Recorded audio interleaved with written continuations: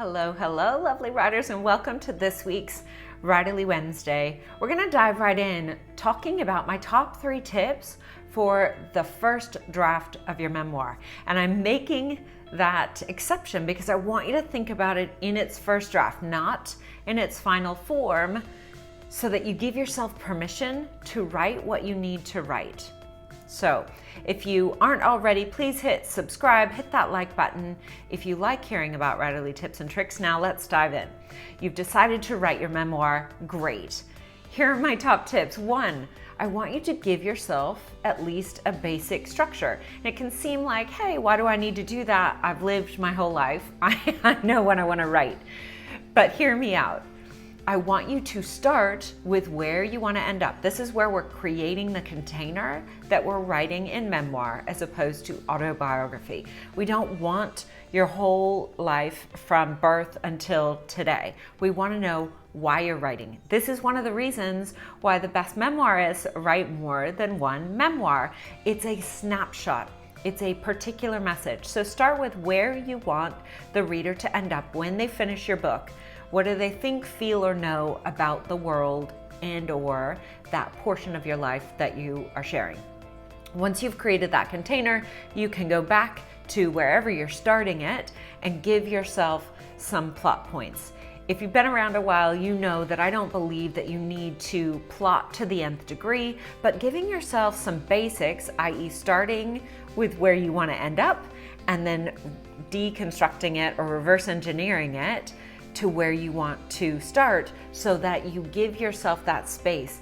One of the biggest challenges that memoirists can have is saying, well, where do I end it? You know, I'm still walking around, I'm still living, I'm still breathing. Where do I end it? You end it when you have shown that ultimate message that you want to share. So that's tip number 1. Tip number 2, I want you to think about writing in scenes, not necessarily chronologically. Why? Well, some of my favorite memoirs are ones that flash back and forth through time. So we've got present time and then we're flashing back to times that may help give us some more context about what's going on in the present day, and or they're sharing stories about family members or other things like that.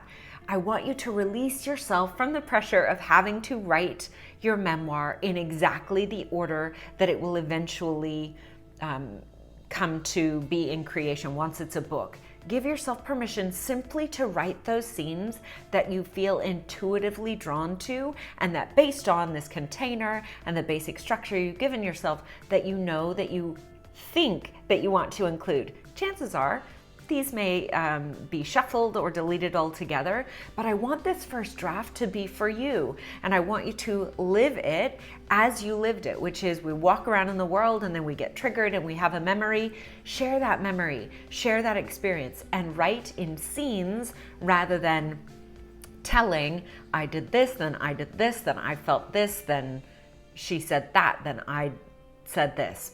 Hopefully that makes sense.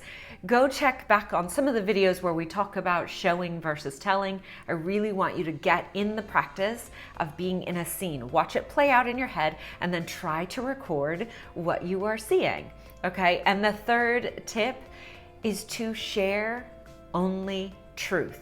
One of the biggest blocks and hurdles that I see memoirists have is that they've decided, they've created their container, fair enough, and there are certain people and or scenarios that they don't want to share, and yet they feel compelled to put a little bit of it in, but then they want to try to disguise the person. And guess what? That's going to close down your creativity straight away, because inside you will be telling yourself, we're not actually telling the truth here. And that's going to be a problem, not only now in the first draft, but in later drafts, because there's going to be this gap between truth and, what is this, fiction or faction, or we don't know what this is. Don't do it. This first draft is for you. And that means I want you to use people's real names. I want you to share things that you know you will delete. Why are we doing this? Number 1, because this first draft is for you. If you're writing memoir, chances are this is going to be a very cathartic and definitely transformative work or process for you, as it is with every book, but especially for memoir. And to get the best out of it, and to get the best out of your storytelling or story showing skills, I want you to tell the truth. The second you start to lay over a film or try to disguise identifying details, you are no longer in it, you are out of it, you are trying to think about what potential readers are going to think and thinking about, I don't know, legalities and other things like that. Yuck, leave it out. This first draft is for you, and you need to get out your truth, nobody else's truth. I just read a beautiful memoir where she is very clear that she is not going to put in any details about her ex-husband or anything like that, and she didn't. I'm gonna guess that she probably wrote some of those things, even if it were in a journal on the side, because she needed to process them. They were part of her journey, but they didn't need to be part of the story. And truth be told, if she did what I think she did, which is get some of it out but not include it in the book, that helped me as a reader stay connected. Even though I knew there's this sort of nebulous form over here that was a portion of her life, she wrote some of that timeline but didn't include anything about that person, and it was totally fine. I've had another client who wanted to share certain details in her memoir-ish book, but was concerned about doing it and getting in trouble. So I said, share it. I will give you feedback as to whether or not it needs to go in there as part of your story, right? That difference between what's mine to tell and what's theirs to tell. Truth was, it was valuable for her to just get it all out. And it absolutely didn't need to be in the book. So it wasn't. And yet her story still rang true, because when she wrote it, she included all of her truth, and then you can delete and take certain things out, and it still has the feeling that you want.